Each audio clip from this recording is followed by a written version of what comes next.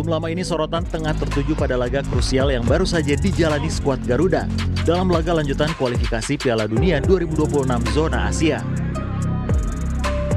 Bertemu lawan kuat Jepang di laga terakhir grup C, Garuda harus mengakui keunggulan tim Samurai Biru. Meski kekalahan melawan Jepang tidak berpengaruh terhadap posisi Indonesia di klasemen grup C. Meski begitu, perjuangan belum usai. Timnas Indonesia masih punya peluang untuk merebut tiket ke putaran final Piala Dunia 2026 dengan berjuang di putaran keempat kualifikasi.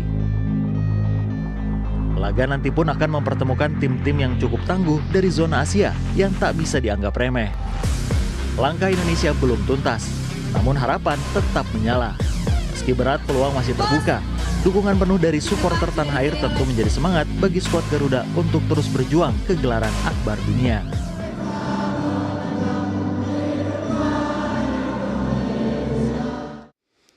Oke, saya ke Jepang dulu. Mas Beng Beng, gimana ceritanya suasana di stadion kemarin, euforianya? Saya yang menonton jauh dari Jepang di tanah air, itu aja semangatnya luar biasa. Anda yang ada di sana, coba ceritakan.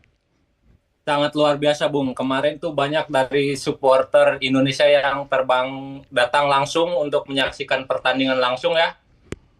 Tentunya saya selaku warga lokal, warga Indonesia yang berada di Jepang, sangat bangga bisa menyaksikan langsung pertandingan Indonesia bertanding langsung, away langsung ke Jepang untuk pertama kalinya, setahu saya. Dan tentunya itu menyulut antusiasme warga Indonesia yang berada di Jepang tentunya, khususnya untuk seluruh supporter Indonesia. Di sini antusiasme supporter lumayan tinggi. Kemarin berbagai penjuru belahan Jepang maupun Indonesia maupun penjuru luar negeri pun banyak beberapa teman-teman yang dari Malaysia, Taiwan, negara-negara tetangga yang berdatangan ke sini. Iya. Mas Beng Beng, ini orang Jepangnya aja bingung nih, karena hampir separuh stadion itu isinya supporter timnas Indonesia, gitu kan? Betul sekali. Itu banyak banget loh orang Indonesia, baik yang mukim di Jepang ataupun yang datang dari luar Jepang, yang memang kemudian khusus untuk menyaksikan timnas kita. Kalau Anda sendiri, Mas Beng Beng, memang domisilinya di Osaka atau di Jepang, atau dari mana? Kebetulan saya domisili sekarang di Okayama. Berapa kilometer dari Osaka? Bagian baratnya Jepang ya. Dari Osaka tuh sekitar 2 jam menggunakan Shinkansen. Wow, kereta cepat 2 jam ya? Di stadion. Lumayan jauh ya? Lumayan. Oke. Tapi kemarin kami menggunakan ke stadion tuh menggunakan bis, dan ada beberapa teman-teman menggunakan Densa, dan Densa itu kereta ya. Iya. Antusiasme teman-teman di sini begitu luar biasa. Ya, itu berangkatnya bareng-bareng dari Okayama atau ngumpulnya di stadium atau gimana tuh? Sebagian ada yang bareng-bareng dari Okayama, sebagian ada yang langsung titik kumpulnya di dekat stadion langsung. Oke. Jadi berbagai titik kumpul lah. Jadi teman-teman yang mayoritas supporter tuh ada beberapa titik kumpul yang untuk menjangkau ke stadion tuh cukup Bengri itu simpel lah. Oh, Bengri itu bahasa mana tuh, Mas? Aduh, maaf. Bengri itu bahasa sininya ya. Oh, bahasa situnya. Oh, oke. Baik, menarik sekali. Kita tetap ngobrol ya. Saya ke Bung Joy dulu ya, Mas Beng ya. Bung Joy, catatan, analisa, evaluasi Anda setelah menyaksikan laga Timnas versus Jepang kemarin. Ya, ketika preview pertandingan, saya sempat bicara di salah satu studio di televisi. Saya bilang, saya berharap Jepang menurunkan skuad terbaiknya.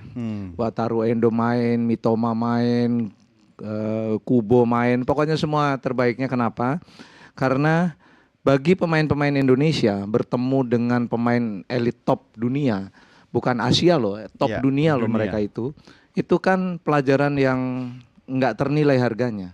Bahkan kalau Federasi PSSI misalnya minta latih tanding lawan Jepang, itu harganya mungkin bisa ratusan miliar. Jadi kemarin itu pengalamannya luar biasa, terlepas dari itu yang mahal bahwa ya itu yang mahal sekali.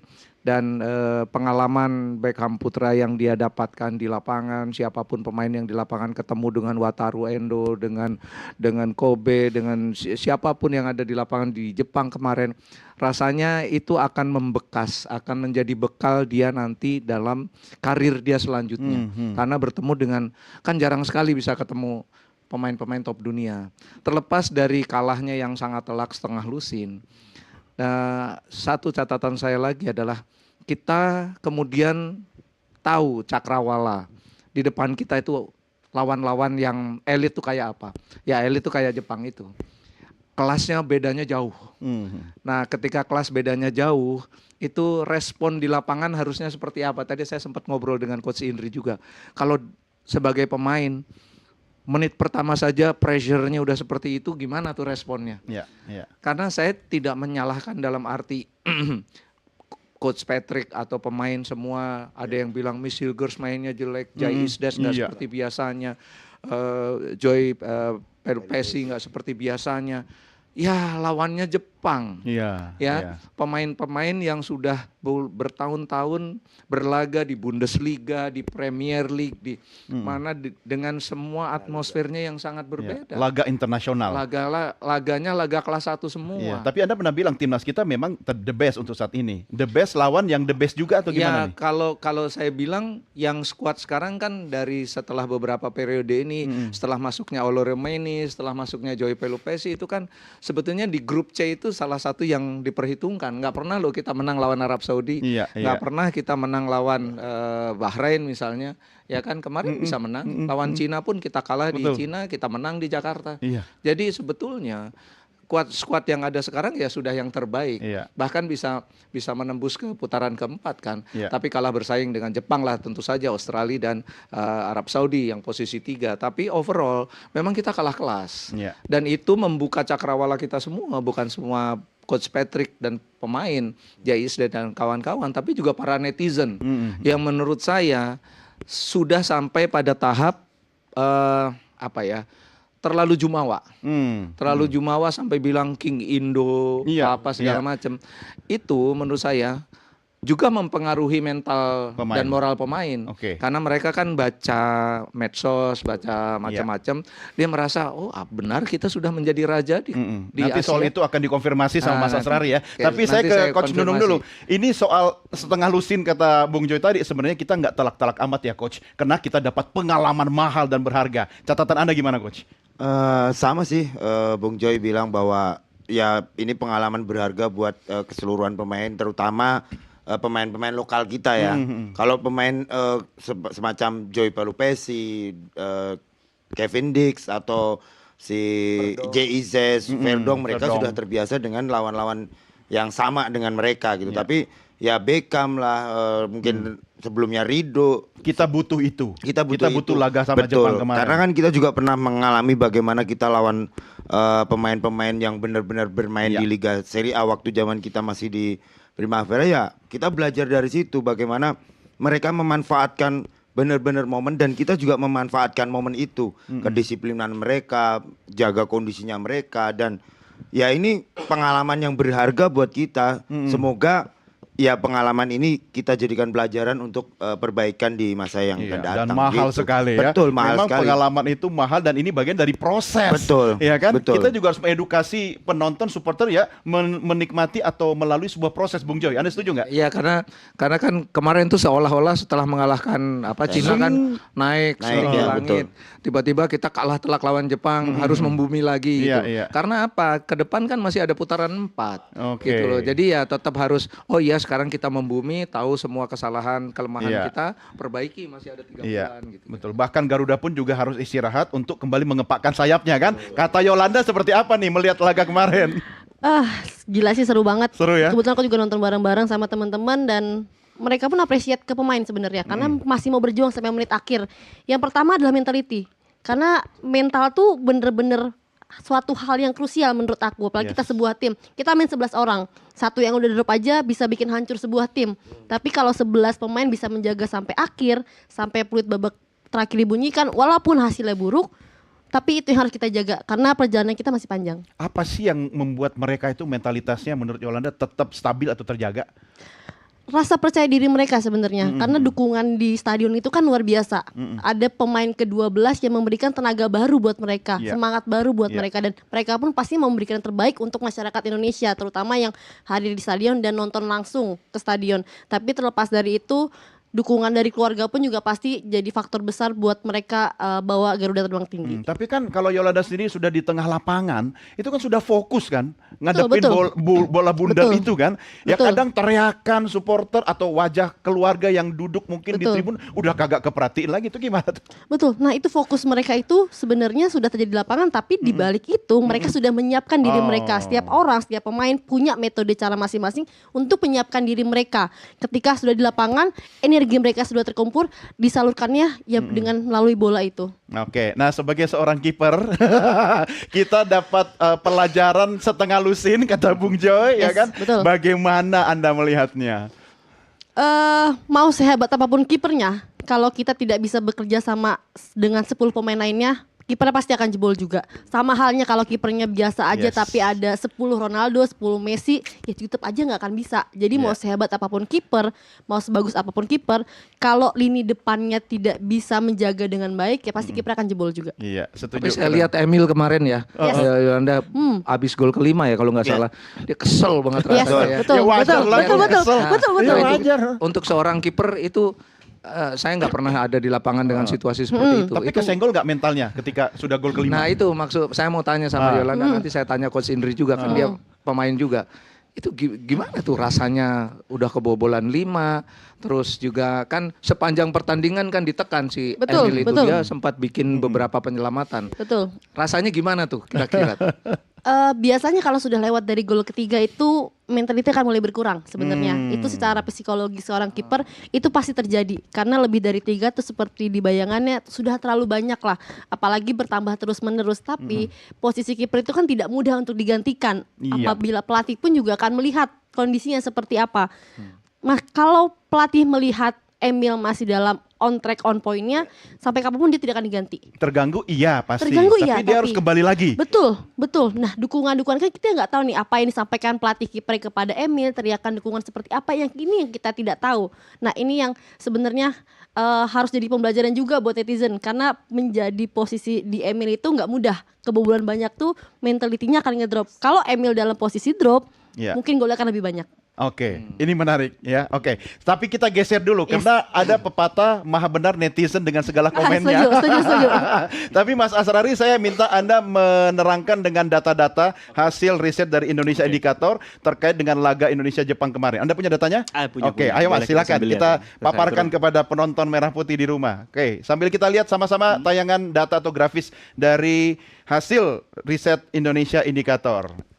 Oke, boleh. Mungkin selanjutnya. Oke, next kita lihat ini. Nah, ini gimana nih Mas? Ya. Jadi ini mau mengcapture dan mengkonfirmasi tadi ya bahwa kalau kemarin kita ambil dari tanggal 5 kemudian sampai pada hari ini jam 5 tadi. sampai Ya, 11 11 Juni. Heeh. Artinya ada euforia kemenangan timnas melawan Cina. Iya. Tapi ternyata kalau dilihat dari perbincangannya, total perbincangannya ternyata ramenya justru pada saat kekalahan Jepang tuh. Oh ya? Mm-mm, Puncaknya ini malah ya? Di sini di tanggal Ini 10 ya? ini kan. Tanggal 10, iya. Nah, Tapi justru ini saat di sini medianya gitu. saya lihat Twitter ya? Iya, yang paling gede Twitter. Oke. Emang Twitter kan paling aktif ya kalau kita ngomong soal sepak bola gitu ya. Dan secara X ya? Iya, X. Oke, oke. Secara jumlah juga pasti paling banyak dibandingkan platform yang lain. Oke. Nah, kemudian kalau kita lihat adalah kenapa kemudian di sini bisa lebih besar gitu, Mas. Karena kan sebelumnya ada euforia kemenangan. Jadi kayak harapannya tuh tinggi banget gitu. Ini lawan China. Ya, ada harapannya tinggi banget. Kemudian ada pembahasan tentang jam tangan Rolex dan lain-lain lah yang Oke. dibahas netizen. Kemudian tiba-tiba ada satu fakta, ada satu hal yang harus diterima oleh netizen adalah babak belurnya kemarin di Jepang. Nah, ini yang kemudian secara ekspos, secara perbincangan menjadi banyak gitu loh. Berarti bisa nggak dikatakan ton negatif lebih populer dibanding ton positif? Nah, itu kita jawab selanjutnya. Coba. Oke, next slide kita lihat. Nah, Oke, bisa next oke. dulu. Next dulu mungkin tadi menjawab. Aduh, dari- sadis banget ini kata kunci paruh baya ya. Nah, tapi ternyata secara sentimen itu justru lebih banyak positifnya meskipun selisihnya nggak terlalu banyak juga ya, kisaran nggak terlalu berapa? besar ya, 39, hampir 7-8% 40 lah ya. sama 31. Iya, kisaran itu. Artinya adalah kalau saya mau bilang ini kan salah satu pertandingan yang muncul di bukan zamannya politik. Biasanya kalau sepak bola ada konteks politik, ada gelaran politik di situ, Ya. itu makin rame, makin liar perbincangannya. Oke. Nah, ini adalah gelaran sepak bola yang tidak ada kaitannya dengan konteks politik. Tapi Maksudnya bisa secara nggak massa. nih, Mas Asrari, kalau misalnya yang netral sama yang positif kita jadiin satu, tipis Digabung. batasnya, Ya, berarti kan lebih banyak lagi Lebih kan? banyak Berarti. kan? Lebih banyak lagi positifnya. Nah, artinya yang kami lihat adalah ternyata ketika sepak bola tidak ada gelaran politik, artinya secara komentar murni olahraga. ternyata sebenarnya masih banyak kok orang-orang menaruh harapan positif. Nah, sebentar. Ini pesan buat Anda politisi, jangan mempolitisasi olahraga atau cabang olahraga. Oke? Bung Joy kalau mau maju nanti pilkada, please ya. Tapi Rolex politik nggak? Enggak, ini kan beda. Rolex. Tanggal Tapi kan nggak pakai 10-11. APBN. Iya, tapi Iya. kan ada unsur pencitraan. Ada unsur pencitraan. Ada unsur pencitraan. Oke. Dan itu memang sempat ramai Pak soal itu. Tapi Iya. mereka ngelihat netizen justru itu adalah sebuah apresiasi gitu. Karena habis- Rolexnya mungkin, kalau Casio beda ya. Ya itu. Tapi kan ada satir dibalas pakai Seiko kalau nggak salah Seiko, ya. Nah, Seiko itu ya. yang serunya lah. Ya, saya maunya bilang Seiko. Kok jadi Casio ya? Oke. Oke. Next. Jadi ini fenomena yang cukup juga menarik bagi kami melihat selama ini soal perbincangan sepak bola, dan kami mungkin bisa bilang bahwa inilah kira-kira kalau di zamannya normal tidak ada konteks politik tadi, suasana hati netizen itu ternyata masih menaruh harapan positif. Ya, Dan lebih itu sportif sebenarnya ya, Yes. ketika tidak dipengaruhi oleh isu politik. benar. Iya ya? Karena tidak ada polarisasi kan. Iya. Gua dukung dengan tulus lah. Iya, Nggak ada merah beban putihnya milih siapa lebih gitu. tegas di Benar. situ. Tapi sebentar, Yolanda waktu nobar itu sambil pegang handphone nggak? Sambil update atau sambil monitor medsos nggak? Break time-nya iya. Oh, di break Yes, time. break Selama time-nya. laga tetap Enggak, fokus ya. fokus aja, seru aja nonton pokoknya. Apa perbincangan yang kemudian pada saat rehat atau break itu di kalangan teman-teman nobar? Apa yang dibahas? Jangan sampai nambah lagi sebenarnya. Ah ya benar kalau Gitu, itu. karena kita sudah tahu secara faktanya kita pasti kalah. Oh. Tapi angkanya ini berapa sih? Gitu. Itu Nah. yang jadi perbincangan sebenarnya. Oh, oke. Itu Bagaimana juga terkonfirmasi. mengonfirmasi? Mas. Jadi kebanyakan kalau ekspektasi netizen soal kekalahan iya benar. Itu terkonfirmasi. Tapi angkanya itu tidak sebesar itu. Ada datanya? Banyak dari percakapan. Oh, dari ada percakapan. yang bahkan expect-nya paling tinggi kalau kita lihat cuma 3-0 sebenarnya. Oh. Seperti itu. Oke. Jadi kalau 6 tuh kayaknya dalam tanda kutip agak keterlaluan gitu.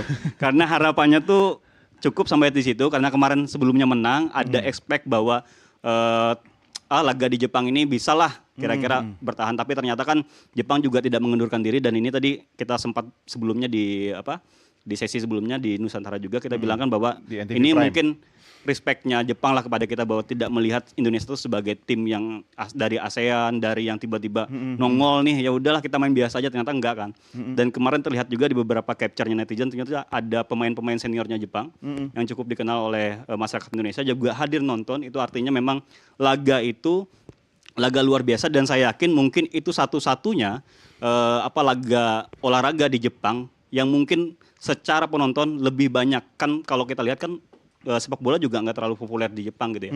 Mungkin itu satu-satunya momen di mana laga sepak bola paling besar nih sepanjang sejarahnya Jepang mungkin gitu. Walaupun stadionnya nggak terlalu besar Iya, ya kapasitasnya Iya, ya. besar ya.